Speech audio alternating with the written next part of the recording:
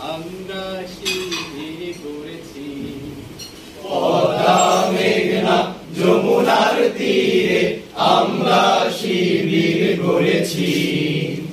পদ্মা মেঘনা যমুনার তীরে আমরা শিবির গড়েছি। শপথের সঙ্গীত হাতে নিয়ে সকলে নবীজির রাস্তা ধরেছি।